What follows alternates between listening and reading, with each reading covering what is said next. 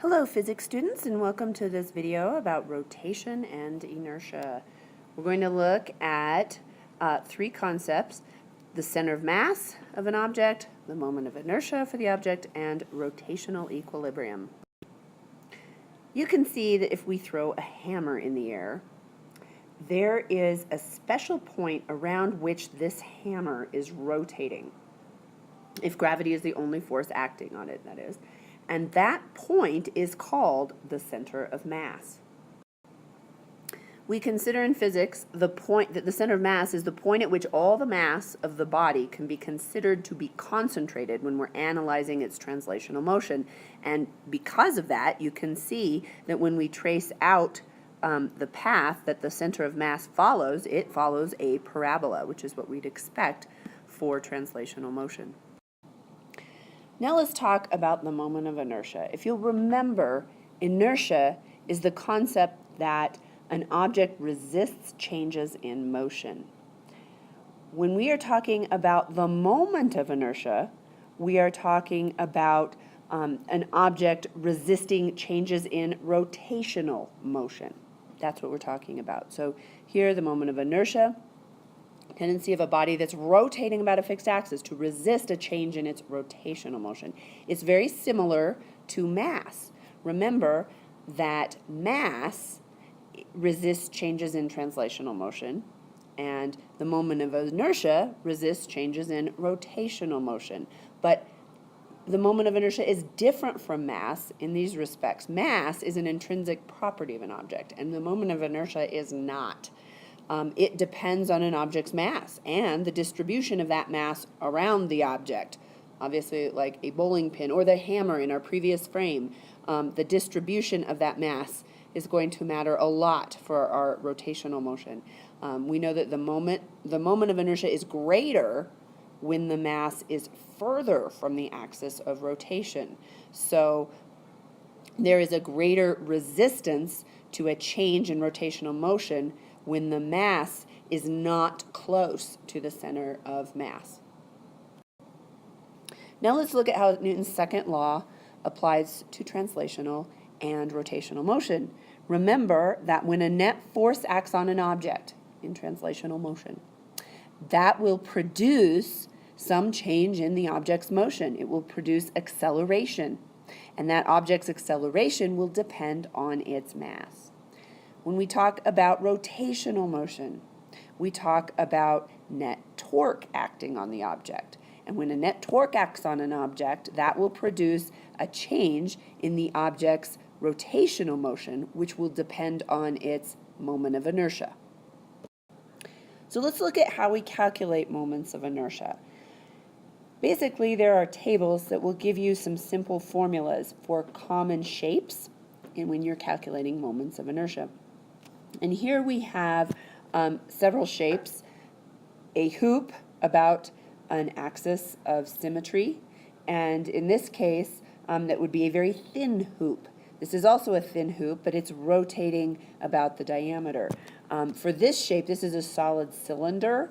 It could also be a disc, and that is rotating about the symmetry axis. Here we have a point mass rotating about the axis. Thin rods rotating about an axis through the center, or a thin rod axis through the end. Here's a solid sphere and the moment of inertia for it. Here's a hollow sphere or a thin spherical shell about a diameter. And for these different situations, the moment of inertia is I, and it's given as equal to mass times radius squared, for example, right here. If we compare the thin hoop and the point mass, you notice that the moments of inertia for those are the same. Only the distance of the mass from the axis of rotation is important in both of those circumstances. So that indicates that it doesn't matter how the mass is distributed, it is only the distance from the axis of rotation that is important in determining I. I is what we use to represent the moment of inertia, and the units for the moment of inertia are always in kilogram meters. That should be squared, not meter too. Kilogram meter squared is what the units for moment of inertia are always. Here's a little example of a rotating thin rod. We could look at a baseball bat. It's the shape of a thin rod. And you can see that the moment of inertia for a thin rod is going to be larger if the rod is either longer or more massive.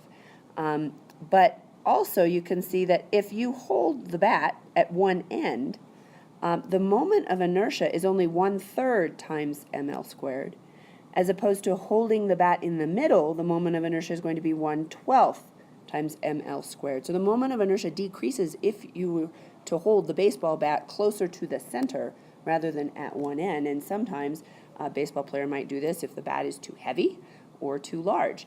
In either case, the moment of inertia can be decreased by holding the bat closer to the center. Now let's take a look at equilibrium. Remember the condition for translational equilibrium. That would be when the net force acting on an object sums up to zero. All of the sum of all of the forces is the net force, and that is all equal to zero. When we talk about rotational equilibrium, we are going to look at torque and net torque. And when the net torque, which is all the sum of all the torques, are added up together, when that is equal to zero, we have rotational equilibrium. An object is in total equilibrium when the net force is zero and the net torque is zero.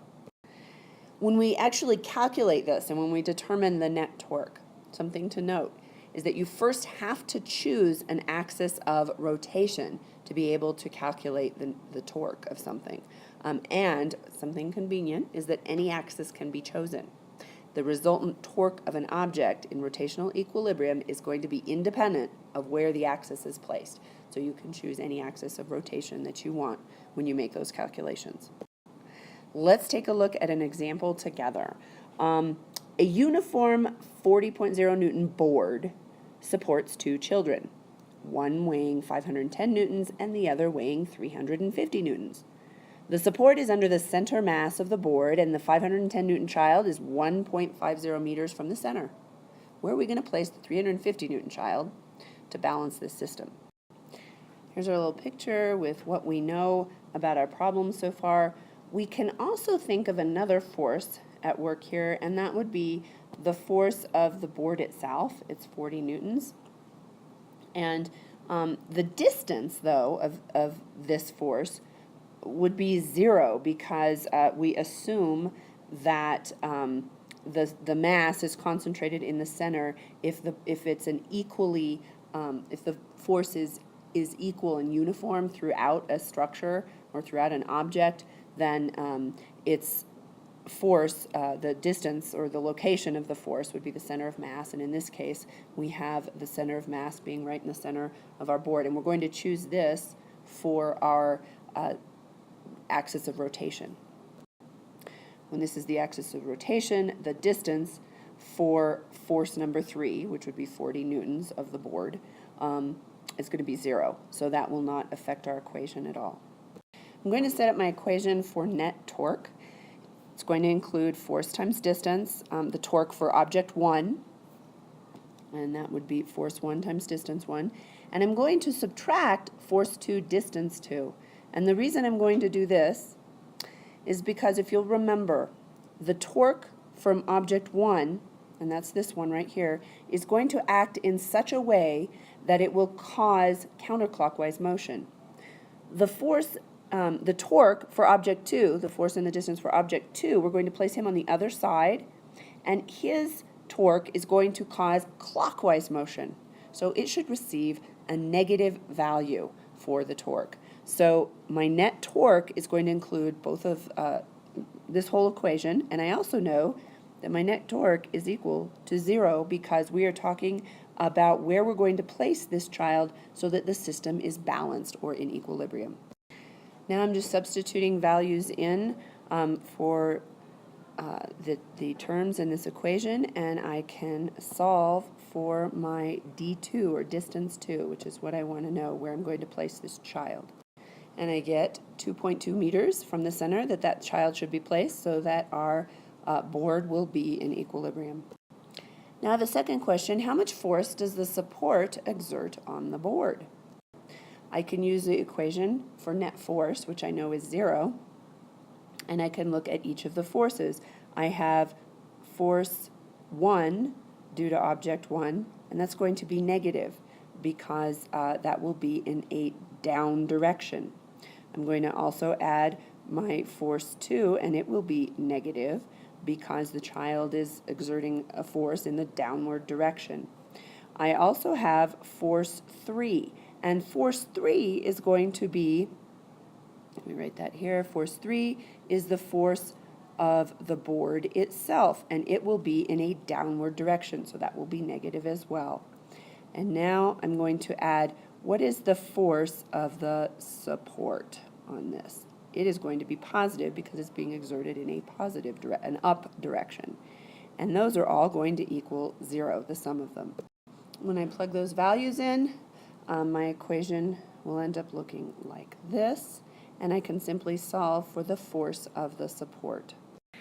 And I get that force of that support is 9.0 times 10 to the second newtons. I have to write this in scientific notation because my answer was exactly 900, and I need to include 2 sig figs because I am limited to 2 sig figs from the problem, and that's my answer. Advanced ideas, make up your own problems. If you have other ideas, I'd love to see them, and I look forward to seeing you in class.